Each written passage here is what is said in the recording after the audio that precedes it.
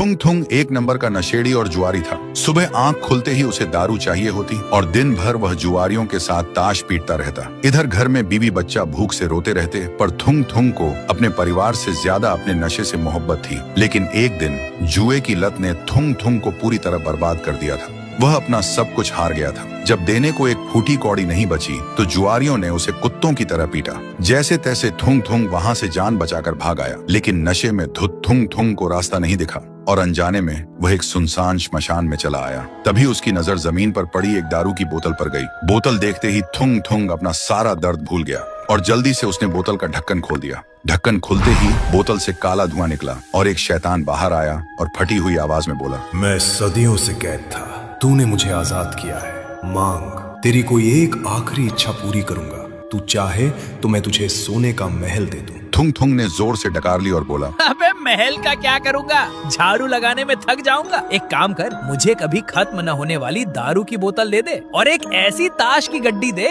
जिसमें मैं हमेशा जीतूं। सुनते ही शैतान एक सेकंड के लिए शांत हो गया, फिर बोला, कैसा बेवकूफ इंसान है तू। खैर तथास्तु, पर याद रखना, जिस चीज पर से तेरा ध्यान हटेगा वो हमेशा के लिए सूख कर मिट्टी बन जाएगी। लेकिन थुंग थुंग ने उसकी शर्त पर ध्यान ही नहीं दिया। वह बोतल और ताश लेकर सीधा वापस अड्डे पर चला गया। उधर उसकी बीवी और बच्चा भूख से तड़प रहे थे और इधर थुंग थुंग बस दारू पीता रहा और जुआरियों से लाखों रुपए जीतता रहा। 7 दिन बीत चुके थे, लेकिन थुंग थुंग घर ही नहीं गया। बीच में गांव के एक आदमी ने आकर बताया भी, थुंग थुंग, तेरी बीवी बीमार है और बच्चा भूख से रो रहा है, घर जा।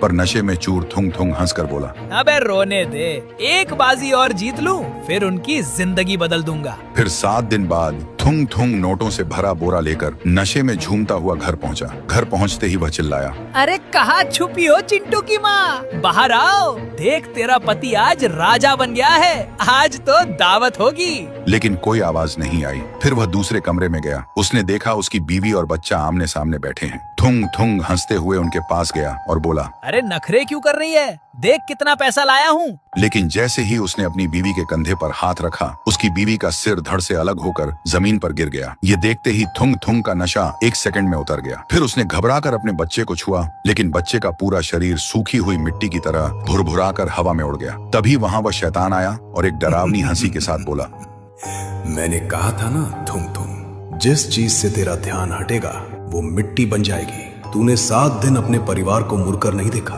भूख और प्यास से वो कब के सूख कर पत्थर बन चुके थे। सुनते ही थुंग थुंग पागल हो गया। तो दोस्तों, जो इंसान आदत और नशे से मजबूर होकर अपनों को भूल जाता है, वक्त आने पर जिंदगी उसे इतना अकेला कर देती है कि उसके पास उन पैसों के अलावा